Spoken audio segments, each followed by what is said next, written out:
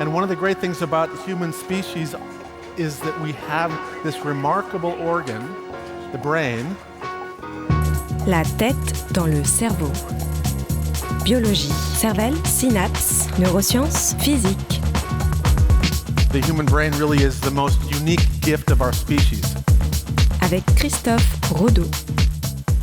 La saveur du chocolat chaud pourrait dépendre, au moins en partie, de la couleur du récipient dans lequel il est bu.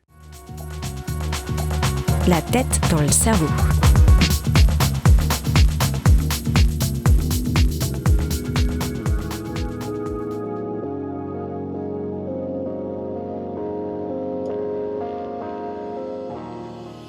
Si par ses couleurs, ses volumes et ses textures, la beauté esthétique semble avoir un certain poids dans l'appréciation de ce que nous mangeons et buvons, il se pourrait que les caractéristiques des récipients contenant ces aliments et boissons soient également particulièrement importantes.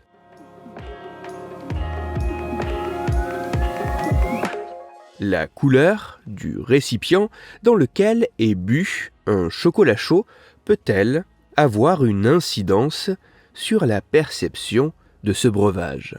C'est pour tenter de répondre à cette question qu'une chercheuse et un chercheur de l'université d'Oxford ont demandé à un peu moins d'une soixantaine de participants de boire du chocolat chaud dans des gobelets se différenciant uniquement par leur couleur.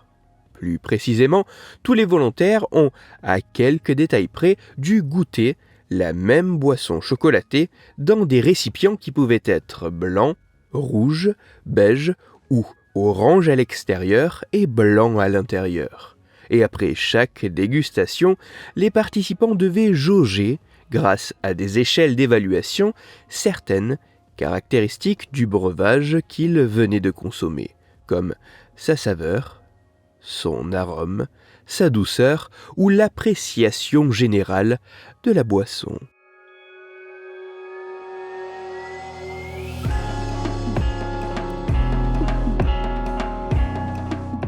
Alors que la boisson chocolatée avait la même composition, était servie à la même température et dans des quantités identiques, l'évaluation des participants apparaît différente en fonction de la couleur du récipient dans lequel le breuvage cacaoté a été bu. Dans le détail, même s'il ne semble pas y avoir de différence statistiquement attestée concernant l'intensité de l'arôme de chocolat ou la sucrosité de la boisson, le chocolat chaud est significativement bien plus apprécié et est même jugé comme ayant une meilleure saveur lorsqu'il est dégusté dans un gobelet orange.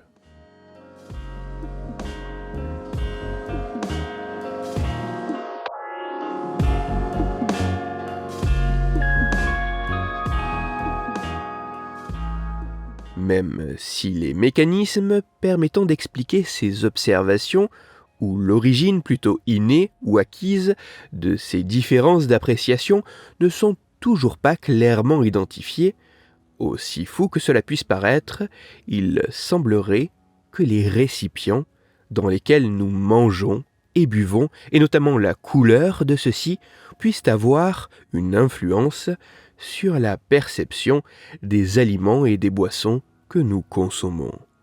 Ainsi, une belle tasse orange à l'extérieur et blanche à l'intérieur pourrait s'avérer être le parfait récipient pour apprécier les saveurs d'un chocolat chaud. Bien qu'intéressants, avant d'être considérés comme solides, ces résultats demandent encore à être retrouvés par d'autres scientifiques sur un plus grand nombre de personnes, de cultures et d'âges différents, mais aussi en utilisant d'autres types de contenants. Car contrairement à l'extrapolation de ma dernière phrase, les seuls effets observés sur l'appréciation du chocolat chaud ont pour l'instant été mis en évidence suite à des dégustations dans des gobelets. Toutes les références scientifiques m'ayant servi à écrire cette chronique se trouveront sur mon site, Cerveau en argot. Pour approfondir la chronique d'aujourd'hui, je vous renvoie vers un article disponible gratuitement sur Internet. Cet article a pour titre, lui aussi un peu trop excessif, « Science décalée, le chocolat chaud est meilleur dans une tasse orange ». Il est écrit par Jean-Loup Chaput et il est à lire sur le site futura-science.com. Dans cette chronique, il a été question d'éléments pouvant avoir des répercussions sur la perception que nous avons de ce que nous consommons sans que nous en ayons réellement conscience. C'est pour cela que je vous renvoie à l'épisode numéro 144 de La tête dans le cerveau. Dans cet épisode, vous découvrirez ou redécouvrirez, notamment si vous êtes plus caféinophile que cacaophile, que le goût du café pourrait lui aussi, en partie, provenir de la couleur de la tasse dans laquelle il est bu.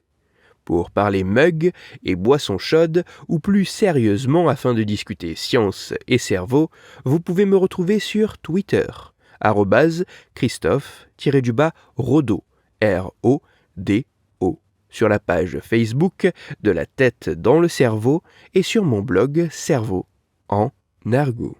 Si vous avez des questions ou des sujets dont vous voudriez que je parle ou des retours à me partager, n'hésitez pas à me le faire savoir directement sur mon compte Twitter, sur la page Facebook ou par mail à l'adresse latettedanslecerveau@gmail.com.